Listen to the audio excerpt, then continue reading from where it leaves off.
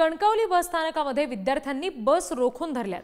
शाळेची बस वेळेत सोडली नाही, त्यामुळे बस स्थानकात आता विद्यार्थ्यांनी ठिय्या दिलेला आहे।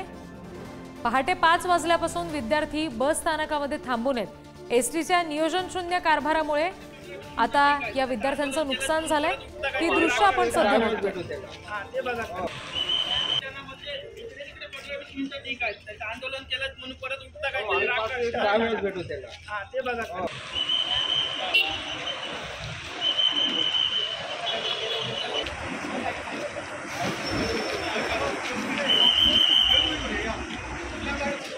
आणखी तपशील आपण घेणार आहोत। प्रतिनिधी उमेश बुचडे सध्या आपल्याशी जोडले गेलेले आहेत त्यांच्याकडून। उमेश, या सगळ्या विद्यार्थ्यांनी आता इथे ठिय्या दिलेला आहे, त्यांचं नेमकं काय म्हणणं आहे? एसटी प्रशासनाने याची दखल घेतली आहे का?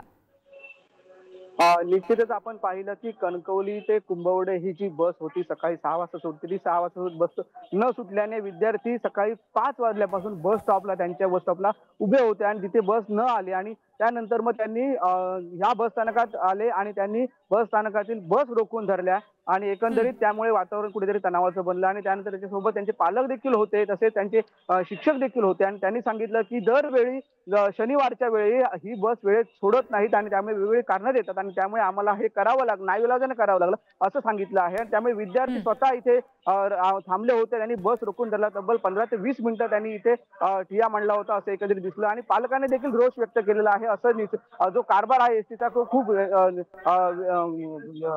विचार करण्यासारखा आहे, कारण एसटी प्रशासन देखील याचं सांगितलं की काल आमचं जे लिखाणाचं काम होतं आणि जिथे एसटीची म्हणजे जो नोंद घालतो आपण एसटी डिपो मध्ये, जो एसटी वेळ सोडण्याची नोंद घालतो, ती राहिल्यामुळे ही बस सुटली नाही असं देखील एसटी प्रशासनाकडून सांगण्यात आलं। त्यामुळे कुठेतरी आपल्याला म्हणावं लागलं एसटीचा कारभार हा एक भोगळ कारभार आहे। त्यामुळे ह्या विद्यार्थी आज पेपर देखील चुकलेला आहे एकंदरीत आणि आज त्या विद्यार्थ्यांनी सांगितलं आमचा पेपर चुकलाय आणि आम्हाला इथे सकाळ 5 वाजल्यापासून ते बस स्टॉपवर होते, आता त्यांनी इथे बस रोखून धरले आणि त्यामुळे इथे पोलीस देखील दाखल झाले होते। तब्बल 15 ते 20 मिनिटं हा सगळा प्रकार ह्या कणकवली बस स्थानकात सुरू होता एकंदरीत आणि आता त्यांना सध्या सांगितलेलं आहे की तुम्हाला तात्पुरती व्यवस्था सोय करण्यात येतो आणि त्यांना सोय केलेली आहे आणि ह्या बस मार्गस्थ झालेल्या आहेत। जी, धन्यवाद उमेश दिलेल्या सगळ्या माहितीसाठी।